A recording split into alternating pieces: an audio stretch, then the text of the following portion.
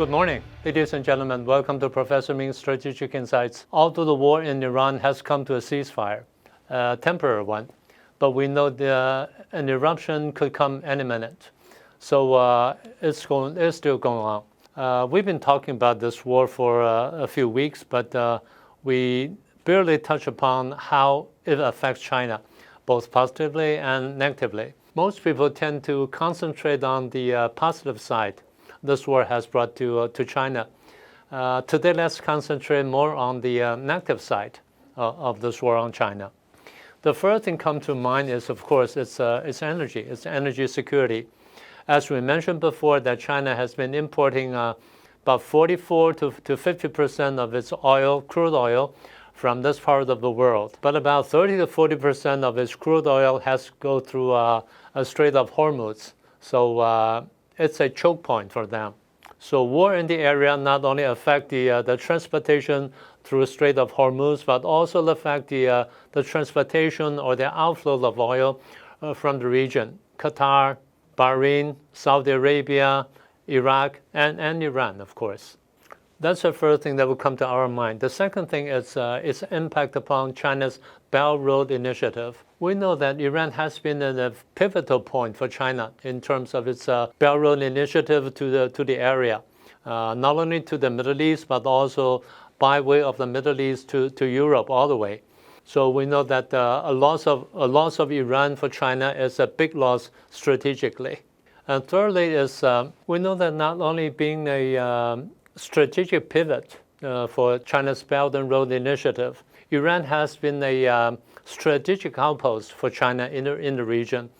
It uses agents like Hezbollah, Hamas, and the Houthis as its agents. So China can manipulate the regional politics to a certain extent by way of these agents. But now that they've been weakened, now that all these agents are being weakened because of a strike on Iran, so that also means that China's outposts in the region have been weakened greatly. More importantly, the military defeat in the region, including Venezuela, of course, in Iran, that means that China's weapon or weapon system may have some kind of problems, very big problems, when facing a more advanced systems like the American systems. So that has a backlash to Chinese politics, as we mentioned, that how they purged their high-ranking military officers and also the military industrial experts, the high-ranking experts in various fields. So that's what we call a negative spillover effect in terms of China's weapon system. As the war continues, a field of so-called spillover effects have emerged. The first one we have witnessed is the blockade of Strait of Hormuz. It not only increased China's cost in terms of its crude oil and its gas and everything, but it also has a negative, strong impact upon its supply chain. For instance, the supply of plastic, synthetic fibers, and rubber have come to a stop. Well, not a complete stop, but a great halt is an effect. Second is the transportation of the liquefied natural gas. China is a big buyer of the LNG, liquefied natural gas, from the region, from countries like, as we mentioned, Iran, Qatar, and Saudi Arabia. The price of the LNG has come up as much as 40%, comes to 1.4 times prior to the war began. So it brings in a great increase in China's cost. The thirdly is hardly imagined is the price of fertilizer. China has to import a huge amount of fertilizer from the region, for instance, urea, from countries like Saudi Arabia. And the price have gone up, and also the supply chain has been blockaded. So that means China's agricultural production will be severely affected this year. This is what they call the time of the Spring Festival. And this is a great impact upon China's agricultural production. So that's a brief account of what we call spillover effect number one. The second spillover effect hasn't really materialized, but it's already on the horizon. That is the blockade of the Strait of Mandab.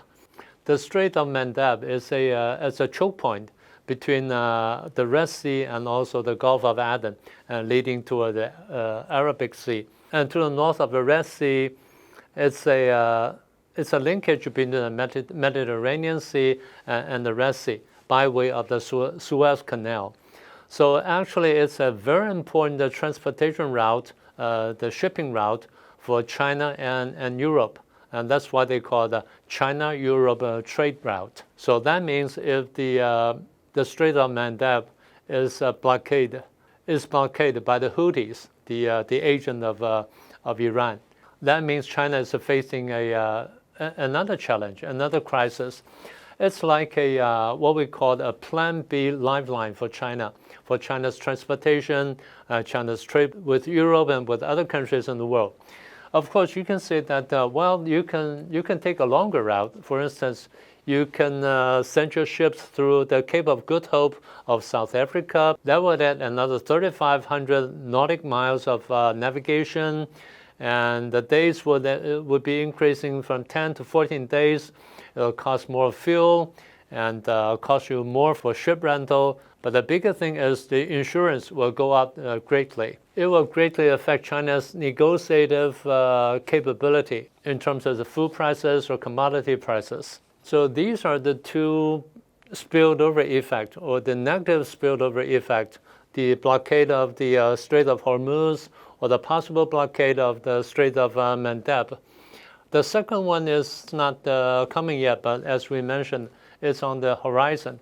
So China is watching the situation very closely. It tries to play the role of a negotiator in the issue, but we don't know how good the effect is going to be. That's something remains to be watched in the coming weeks. But anyway, so this is a big question for China and also for world economy as a whole. Well, I think that's all I want to share with you today. I hope you like it. Please share it with your friends if you haven't done so, and please subscribe to our program. And do remember to click the icon bell. I'll see you next time.